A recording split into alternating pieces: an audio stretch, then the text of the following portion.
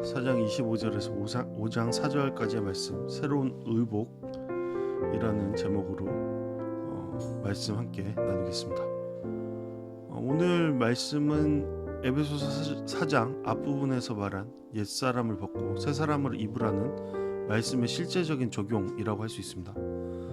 바울은 먼저 우리가 누구인지를 말했죠. 우리는 그리스도 안에서 옛사람을 벗고 새사람을 입은 사람입니다. 그런데 바울은 여기에서 멈추지 않습니다. 새 사람이 되었다면 이제 새 사람답게 살아야 한다라고 말하죠. 옷을 갈아입으면 그에 맞는 태도와 행동이 따라와야 하듯이 그리스도 안에서 새 사람이 된 사람은 이전과 다른 삶의 방식을 입어야 합니다. 오늘 본문에서 바울은 새 사람이 입어야 할 6가지 새로운 의복을 말하고 있습니다. 첫 번째로 거짓을 버리고 진실을 입어야 한다. 두 번째로 죄가 되는 분노는 벗고 화해를 입어야 한다. 세 번째로 빼앗는 삶을 벗고 수고와 나눔을 입어야 한다. 넷째로 더러운 말을 벗고 은혜의 말을 입어야 한다. 다섯 번째로 악독과 비방을 벗고 친절과 용서를 입어야 한다. 여섯 번째로 탐욕과 더러움을 벗고 사랑과 감사를 입어야 한다. 여기서 중요한 것은 바울의 권면이 단순히 도덕적인 교육을 위한 것이 아니라는 점입니다. 바울은 착하게 살아라 라고 도덕적인 부분을 언급하고 있는 것이 아닙니다. 너희는 이미 새 사람이 되었으니 그 정체성에 합당하게 살아라 라고 말하는 것이죠. 그러므로 오늘 본문은 우리에게 이렇게 묻는 겁니다. 나는 지금 어떤 옷을 입고 살아가고 있는가?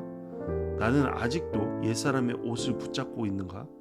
아니면 그리스도 안에서 주어진 새 사람의 옷을 입고 살아가고 있는가? 여러분, 우리는 이에 대해서 어떤 답을 하고 있습니까? 말씀을 보면서 다시 한번 나 자신을 점검하고 하나님의 뜻대로 살아내는 우리의 삶의 모습 취할 수 있도록 함께 말씀 살펴보시겠습니다. 오늘 말씀에서 바울이 가장 먼저 다루는 것은 바로 거짓을 버리고 각자 자기 이웃과 더불어 진실을 말하라 라는 겁니다.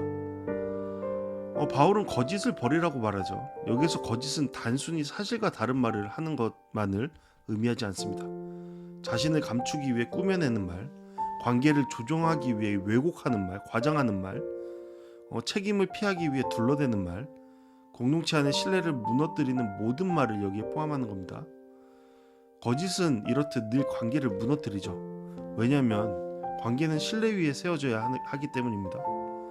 가정도 신뢰 위에 세워지고 교회도 신뢰 위에 세워지고 공동체도 신뢰 위에 세워집니다. 그런데 거짓이 들어오면 신뢰가 깨지고 신뢰가 깨지면 관계가 흔들리죠. 바울은 바로 그 이유를 이렇게 말합니다. 우리가 서로 한 몸의 지체들이기 때문이다. 이 말은 매우 중요합니다. 교회는 단순히 사람들이 모인 조직이 아닙니다. 교회는 그리스도의 한 몸이죠. 우리는 서로 연결된 지체입니다. 몸의 한 부분이 다른 부분을 속이면 몸 전체가 건강할 수 없죠. 눈이 손을 속이고 손이 발을 속이고 발이 몸을 속인다면 그 몸은 제대로 기능할 수도 움직일 수도 없습니다.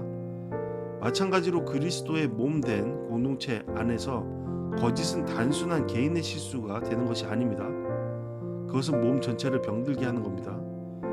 이러한 공동체는 더욱더 확장되죠. 교회뿐만이 아니라 가정, 우리가 속한 모든 집단을 포함하는 겁니다. 하지만 무엇보다 중요한 것은 그리스도의 한 몸 된 지체를 생각해 봐야 한다는 것이죠. 새 사람은 진실을 말해야 합니다. 진실은 때로는 어렵죠. 불편하죠. 그러나 진실은 관계를 세우는 겁니다. 진실은 공동체를 건강하게 합니다. 그리고 진실은 서로를 신뢰하게 만듭니다. 이렇듯 새 사람이 입어야 할 첫 번째 의복은 진실입니다. 두 번째로 바울은 분노에 대해서 다루죠. 흥미로운 것은 바울이 절대로 화내지 말라라고 말하지 않는다는 점입니다. 화를 내어도 죄를 짓지 말라라고 말합니다. 이 말은 분노 자체가 언제나 죄는 아니라는 뜻이죠. 성경에는 의로운 분노가 있습니다. 하나님은 악을 향해 진노하시죠. 예수님도 죄와 위선과 완악함을 보시며 분노하셨습니다. 그러므로 모든 분노를 무조건 나쁜 감정으로만 볼 수는 없는 겁니다. 문제는 분노가 죄로 변질되는 것이죠. 의로운 분노로 시작했지만 어느새 내 자존심에 상처가 되고 원한이 되고 미움이 되고 복수심이 될 수 있습니다. 그래서 바울은 두 가지를 경고하죠. 첫 번째로 해가 지도록 화를 품지 말라. 두 번째로 마귀에게 틈을 주지 말라. 화를 품는 것은 분노를 내 안에 오래 머물게 하는 겁니다. 처음에는 어떤 사건 때문에 화가 납니다. 그런데 그것을 계속 생각하죠. 계속 곱씹습니다. 계속 마음 안에서 그것을 재생합니다. 그러면 분노는 단순한 감정이 아니라 마음의 한 자리를 차지하게 되죠. 그 안에 미움이 자라고 냉소가 자라고 관계를 끊고 싶은 마음이 자랍니다. 바울은 이것을 매우 위험하게 봤죠. 왜냐하면 마귀는 바로 그 틈을 사용하기 때문입니다. 분노가 오래 머물면 마귀는 그 틈을 이용해 관계를 깨트리죠. 말을 거치게 만들고 마음을 닫게 만들고 용서를 어렵게 만들고 공동체를 분열시킵니다. 그래서 새 사람은 분노를 부정하는 사람이 아닙니다. 새 사람은 분노를 하나님 앞에서 다루는 사람입니다. 화를 낼 수도 있습니다. 그러나 죄를 짓지는 않아야 합니다. 상처를 받을 수도 있죠. 그러나 그 상처를 미움으로 키우지 않아야 합니다. 부당함을 느낄 수 있습니다. 그러나 그 부당함이 내 영혼을 지배하게 해서는 안 됩니다. 새 사람을 입어야 할 두 번째 의복은 절제된 분노 그리고 화해의 마음입니다. 이것을 기억해야 하죠. 세 번째로 바울은 도둑질의 문제를 다루고 있습니다. 그런데 바울의 권면은 단순히 도둑질을 하지 말라에서 끝나지 않습니다. 바울은 세 단계를 말하죠.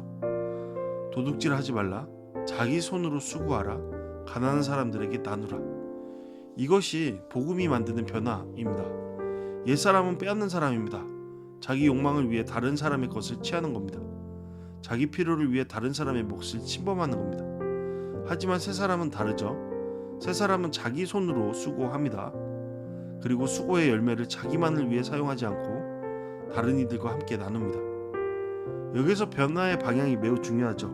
복음은 사람을 단순히 도둑질하지 않는 사람으로만 만들지 않습니다.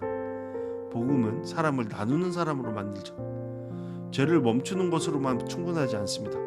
새로운 선을 행해야 하죠. 나쁜 말을 하지 않는 것에서 멈추지 않고 선한 말을 해야 합니다. 도둑질을 하지 않는 것에서 멈추지 않고 나누는 삶을 살아야 하죠. 미워하지 않는 것에서 멈추지 않고 용서하고 사랑해야 합니다. 이것이 새 사람의 삶입니다. 새 사람은 빼앗는 손에서 일하는 손으로, 일하는 손에서 나누는 손으로 변화된 사람입니다. 새 사람이 입어야 할 세 번째 의복은 이렇듯 수고와 바로 나눔입니다. 네 번째로 바울은 다시 말을 다루죠. 앞에서 거짓과 진실의 문제를 말했고 여기서는 말의 성격과 영향력을 말하고 있습니다. 더러운 말은 어떤 것도 입 밖에 내지 말라. 더러운 말은 단순히 욕설만을 뜻하지 않습니다. 사람을 무너뜨리는 말, 상처 주는 말, 조롱하는 말, 비난하는 말, 불신을 심는 말, 공동체를 썩게 만드는 모든 말을 포함하는 겁니다. 말은 단순한 소리가 아니죠. 영혼에 닿는 겁니다. 사람을 세우기도 하고 무너뜨리기도 하는 겁니다. 어떤 말은 칼처럼 사람을 찌르고요. 어떤 말은 약처럼 사람을 살립니다. 그래서 바울은 말의 기준을 제시하죠. 성도를 세워주는 내 필요한 대로 선한 말을 하라. 이것은 매우 실제적인 기준입니다. 내가 하고 싶은 말인가 보다 더 중요한 질문이 있다라는 것이죠. 이 말이 상대를 세우는가? 지금 필요한가? 은혜를 끼치는가? 맞는 말이라도 사람을 무너뜨릴 수 있습니다. 사실이어도 사랑 없이 말하면 상처가 될 수 있습니다. 그래서 새 사람의 말은 단순히 사실을 말하는 데서 멈추지 않고 은혜를 끼치는 말이어야 합니다. 우리가 가장 많이 실수하는 부분이죠. 특별히 가장 가까운 대상에게요. 바울은 이어서 놀라운 말을 합니다. 하나님의 성령을 슬프게 하지 마라. 우리의 말은 사람들에게만 들리는 것이 아니죠. 성령께도 우리의 말이 들립니다. 서로를 무너뜨리는 말을 할 때, 비방하고 조롱하고 상처를 주는 말을 할 때, 공동체의 하나됨을 깨뜨리는 말을 할 때 성령께서 슬퍼하시는 겁니다. 성령은 거룩한 영이십니다. 하나되게 하시는 영이십니다. 그러므로 더러운 말, 분연시키는 말, 거짓된 말, 은혜 없는 말은 성경을 슬프게 하는 것이죠. 자기 입술을 성경 앞에서 점검하는 사람, 그 사람이 바로 그리스도인 새 사람인 것이죠. 내 말이 성경을 슬프게 하는가, 기쁘게 하는가? 우리는 생각해봐야겠죠. 네, 많이 생각해봐야 합니다. 새 사람이 입어야 할 네 번째 의복은 바로 은혜의 말인 것입니다.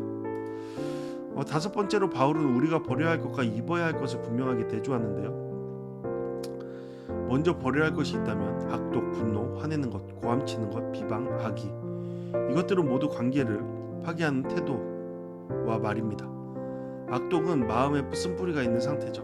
분노와 화는 그 쓴 마음이 밖으로 드러나는 겁니다. 고함치는 것은 감정이 통제되지 않아 관계를 밀어붙이는 모습입니다. 비방은 사람의 인격과 평판을 무너뜨리죠. 악의는 상대가 잘 되기를 바라지 않는 마음입니다. 바울은 이런 것을 내버리라고 말하고 있습니다. 새 사람에게 어울리지 않은 이러한 옷을 버리라고 말하고 있습니다. 입어야 할 것은 이것입니다. 친절과 인자함과 용서입니다. 친절은 상대를 부드럽게 대하는 태도이고, 인자함은 상대의 연약함을 불쌍히 여기는 마음이고, 용서는 상대를 향한 정죄와 복수의 권리를 내려놓는 겁니다. 바울은 용서의 이유를 우리의 성격이나 감정에서 찾지 않습니다.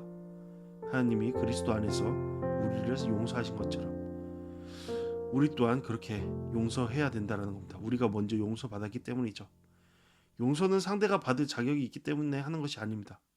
내가 이미 그리스도 안에서 용서받은 사람이기 때문에 하는 겁니다. 우리가 받은 용서를 기억할 때 우리는 용서하는 사람이 됩니다. 우리가 받은 은혜를 기억할 때 우리는 친절한 사람이 됩니다. 우리가 하나님의 자비를 기억할 때 우리는 다른 사람을 불쌍히 여길 수 있습니다. 이렇듯 새 사람이 입어야 할 다섯 번째 의복은 친절과 용서입니다. 마지막으로 바울은 사랑과 감사의 삶을 말하고 있죠. 먼저 바울은 사랑을 받는 자녀답게 하나님을 본받는 사람이 되라라고 말하고 있습니다. 우리는 사랑받기 위해 하나님을 본받는 것이 아니죠. 이미 사랑받는 자녀이기 때문에 하나님을 본받는 겁니다. 은혜가 이미 있었고 그 은혜로 살아가는 것, 그 은혜 안에 하나님을 본받는 것, 그것이 우리의 또 다른 축복의 길이죠. 순서가 중요합니다. 기독교의 윤리는 사랑을 받기 위한 조건이 아닌 것이죠. 사랑을 받은 자녀가 살아가는 삶의 방식이 바로 기독교 윤리입니다. 바울은 이어서 그리스도의 사랑을 말합니다. 그리스도께서 우리를 사랑하셔서 우리를 위해 자신을 향기로운 예물과 희생제물로 하나님께 드리신 것처럼 그리스도의 사랑은 감정에 머무는 사랑이 아닙니다. 자신을 내어주는 사랑입니다. 희생하는 사랑입니다. 향기로운 제물로 드려지는 사랑입니다. 그러므로 새 사람은 사랑으로 행하는 사람입니다. 바울은 곧바로 음행과 더러운 것과 탐욕을 이어서 말합니다. 왜 사랑을 말하다가 성적 부정함과 탐욕을 말할까? 그 이유는 분명합니다. 참된 사랑과 탐욕은 정반대이기 때문입니다. 사랑은 자신을 내어주는 겁니다. 하지만 탐욕은 상대를 자기 욕망을 위해 사용하는 겁니다. 사랑은 상대를 살리는 겁니다. 탐욕은 상대를 소비하는 겁니다. 사랑은 하나님께 향기로운 제물이 됩니다. 더러움과 탐욕은 성도에게 합당하지 않습니다. 그래서 바울은 더러운 말, 어리석은 말, 희롱의 말을 버리라고 합니다. 그리고 이렇게 말하죠. 오히려 감사의 말을 하십시오. 이 대조가 매우 아름답습니다. 왜 감사이죠? 탐욕은 늘 부족하다고 말합니다. 감사는 이미 받은 은혜를 바라봅니다. 탐욕은 더 가지려고 합니다. 감사는 하나님이 주신 것을 기뻐합니다. 탐욕은 자기 중심적입니다. 감사는 하나님 중심적입니다. 그러므로 감사는 탐욕을 이기는 새 사람의 언어입니다. 새 사람이 입어야 할 여섯 번째 의복은 이렇듯 사랑과 감사입니다. 여러분, 이렇게 여섯 가지 입어야 할 것들에 대한 바울의 언급, 곧 하나님의 말씀에 대해 우리는 어떠한 입장을 취하고 있습니까? 우리는 그것을 이미 잊고 있습니까? 아니면 버려야 할 것들을 여전히 두껍게 잊고 있습니까? 이러한 부분에 대해서 말씀을 통해 다시금 점검하는 우리의 모습 되기를 간절히 바랍니다. 네, 묵상과 적용 오늘 말씀을 통해 함께 하시겠습니다. 네, 크게 세 가지로 질문합니다. 나는 아직도 옛사람의 옷을 입고 있진 않은가? 말씀은 우리에게 단순히 착하게 살라라고 말하지 않죠. 이미 새 사람이 되었으니까 새 사람답게 살아가라고 권면합니다. 네, 오늘 말씀을 통해 내 삶을 돌아보죠. 나는 거짓보다 진실을 선택하고 있는가? 오래 품고 있는 분노는 없는가? 아직 벗지 못한 옛사람의 습관은 무엇인가? 두 번째로 나는 공동체를 세우고 있는 사람인가 생각해 볼 수 있습니다. 우리의 말과 행동이 공동체를 세우는 방향이 되어야 한다라고 오늘 말씀은 말하고 있습니다. 내 삶을 돌아보죠. 내 말은 사람을 살리고 있는가? 내 손은 나누는 삶을 실천하고 있는가? 나는 성령을 기쁘시게 하는 삶을 살아가고 있는가? 가장 가까운 사람을 살리는 말, 행동, 그것이 하나님의 뜻입니다. 세 번째로 나는 하나님을 본받는 자녀답게 살아가고 있는가 생각해 볼 수 있죠. 우리는 사랑받기 위해 애쓰는 사람이 아니라 이미 사랑을 받은 하나님의 자녀라는 걸 기억해야겠죠. 우리의 삶을 돌아보죠. 나는 용서받은 사람답게 용서하고 있는가? 탐욕보다 감사를 선택하고 있는가? 그리스도의 사랑으로 사람들을 대하고 있는가? 네, 오늘 말씀 매우 중요한 언급이라고 생각합니다. 여러분, 우리는 무엇을 잊고 있습니까? 무엇을 벗어야 합니까? 오늘 말씀을 통해 묵상과 적용하는 시간 되기를 기도합니다. 네, 이 시간 다 같이 오늘 말씀을 통해 함께 기도하겠습니다. 옛사람의 옷을 벗어버리게 하소서. 새 사람의 의복을 입게 하소서. 하나님을 본받는 자녀가 되게 하소서. 네, 오늘 말씀 특별히 우리 가운데 잘 전달되기를 기도합니다. 네, 함께 기도하시겠습니다.